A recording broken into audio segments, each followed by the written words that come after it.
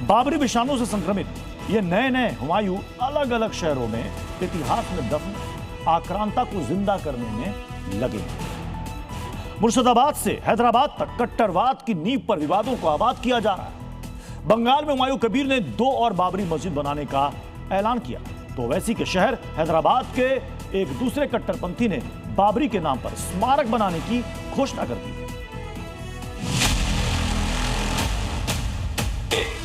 बाबरी मस्जिद lost case है, बाबरी मस्जिद का चैप्टर खत्म हो गया है, बाबरी मस्जिद का मसला खत्म हो गया है, तो वो समझिए कि साहब ईमान की भी कमजोरी है और अहमद भी है। ये उस ओवैसी के आंगन से उठी आवाज है जो बरसों से बाबरी विवाद की चिंगारी को मजहबी फूंक मारकर सुलगा रहे थे, जो शाब्दिक आंच पर बाबरी विवाद की हांडी में लोगों के जज्बातों को उबाल रहे थे। जिस बाबरी के नाम पर मुसलमानों की गोलबंदी कर रहे थे ओवैसी, उसी का क्लोन अब उनके हैदराबाद में खड़ा करने का ऐलान हुआ है।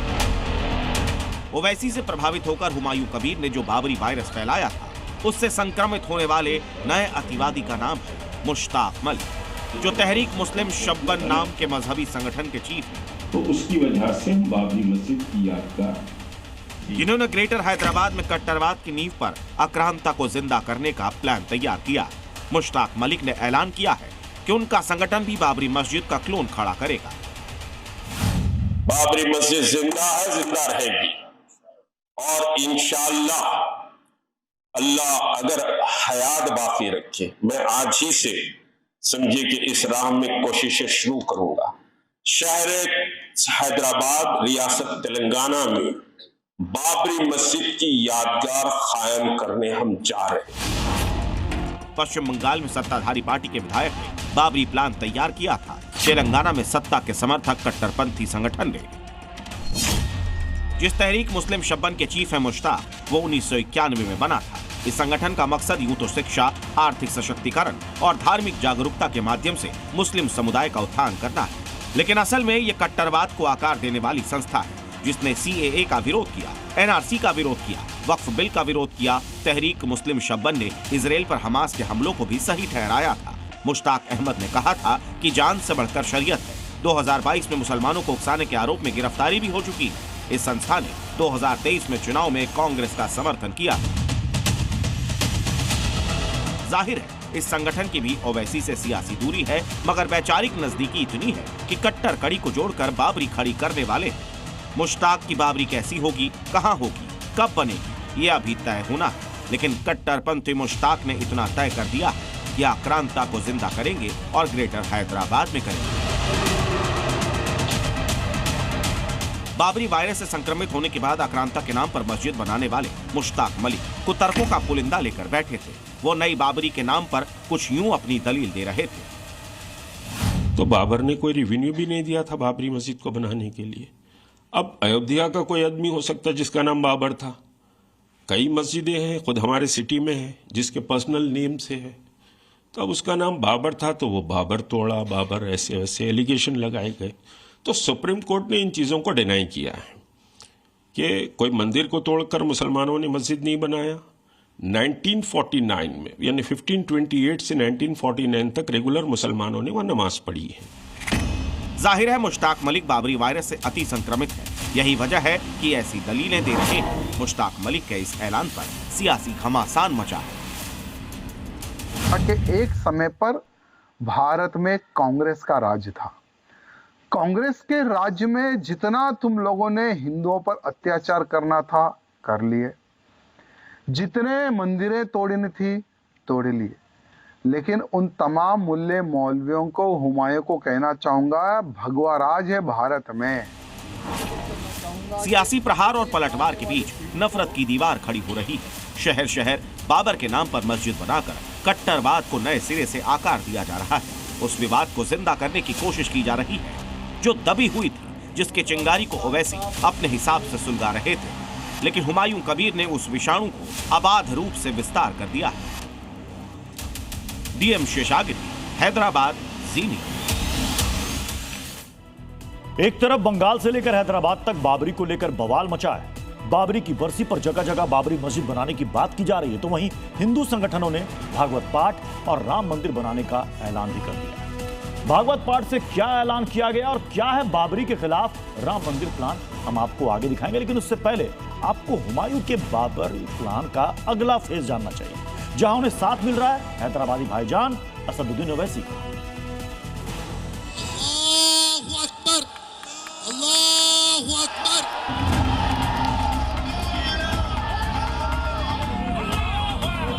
कुरान खत्म जो कंप्लीट होगी उसी टाइम शिलान्यास नींव रखा गया। सुनो संघ परिवार, हम हिंदुस्तान में बाबरी मस्जिद की शहादत का जिक्र करते रहेंगे, दुनिया को बताएंगे कि तुमने जाकर सुप्रीम कोर्ट से वादा किया था।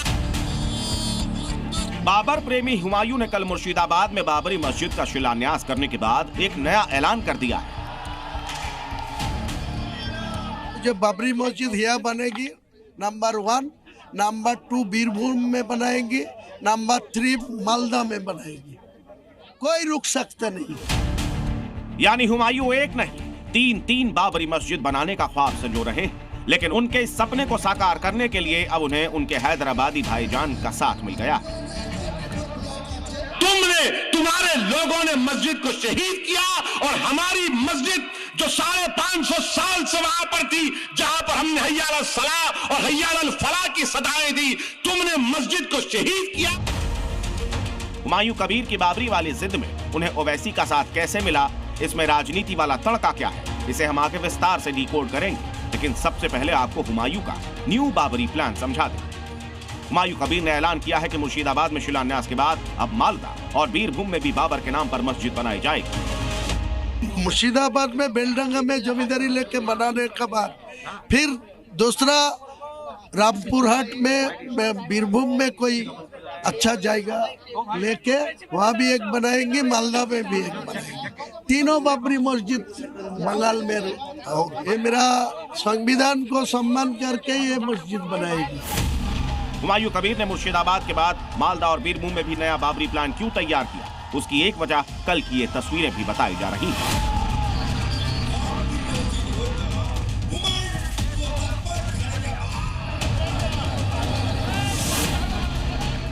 मुर्शिदाबाद में नई बाबरी मस्जिद का शिलान्यास समारोह पूरे तामझाम के साथ हो गया, मगर शिलान्यास के दिन ईंट रखी नहीं जा सकी। हुमायूं कबीर ने दावा किया कि भारी भीड़ की वजह से कल सिर्फ फीता काटा गया। हुमायूं कबीर करीब 22 घंटे बाद फिर से मौके पर पहुंचे और उसी शिलान्यास स्थल पर नई बाबरी की ईंट रख दी, यानी फीता काटने के 22 घंटे बाद शिलान्यास पूरा किया गया। भारी जन समर्थन की वजह से हुमायूं कबीर का जोश हाई है, शायद इसी वजह से वो 3 बाबरी बनाने का दावा कर रहे हैं। लेकिन हुमायूं कबीर के उत्साह की एक और वजह असदुद्दीन ओवैसी भी है, क्योंकि हुमायूं कबीर ने ओवैसी का समर्थन मिलने का ऐलान कर दिया है। ओवैसी मेरा बड़ा भाई है, वो बैरिस्टर है, वो MP है, तो उनको साथ में गठबंधन करके बंगाल में TMC को क्षमता से हटाने के लिए मैं ये गठबंधन करेंगे। हुमायूं कबीर के बाबरी प्लान में अचानक असदुद्दीन ओवैसी की एंट्री हो गई। हुमायूं कबीर को असदुद्दीन ओवैसी का साथ कोई इत्तेफाक नहीं है, क्योंकि राजनीति में हर कदम के मायने होते हैं। हुमायूं और ओवैसी के इस प्लान को समझने के लिए आपको 3 बाबरी प्लान को बहुत ही गहराई से समझना होगा। दरअसल बंगाल में अगले साल मार्च अप्रैल के महीने में चुनाव होने, बाबरी की जिद में हुमायूं कबीर पार्टी से निलंबित हो चुके हैं। ऐसे में आगामी चुनाव में बाबरी और ओवैसी के सहारे वो अपनी नई सियासी जमीन तलाश रहे हैं। हालांकि AIMIM ने इस गठबंधन पर मुहर नहीं लगाई। हुमायूं कबीर और ओवैसी का यह गठबंधन होगा या फिर नहीं होगा, ये तो आने वाले दिनों में साफ होगा। लेकिन हुमायूं कबीर ने जिन 3 जिलों में बाबरी मस्जिद बनाने का ऐलान किया है, उसकी वजह जरूर साफ साफ नजर आ रही है।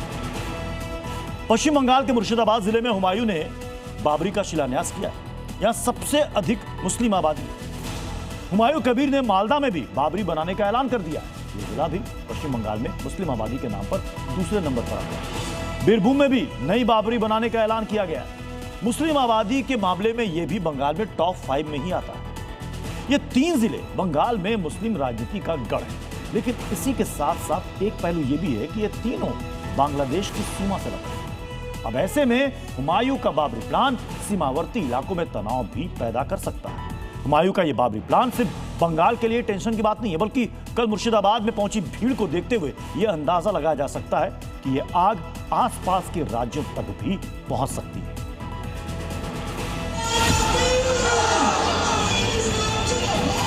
6 तारीख को नींव रखा था, मैसेज तो उसी दिन हम लोग को मिल गया था। बिहार से, झारखंड से, हुगली से, हर कोई जगह से आ रही है। यही तकलीफ हो रहा है क्या? थोड़ा तो हो रहा है। कोई टेंशन नहीं हम लोग का लिए इसका चलता हम लोग बहुत लगे रहेंगे। ये तो थोड़ा तकलीफ में क्या होगा, कुछ नहीं होगा। 1 रुपए देंगे तो भी 100 हो जाएंगे बाबरी मस्जिद का।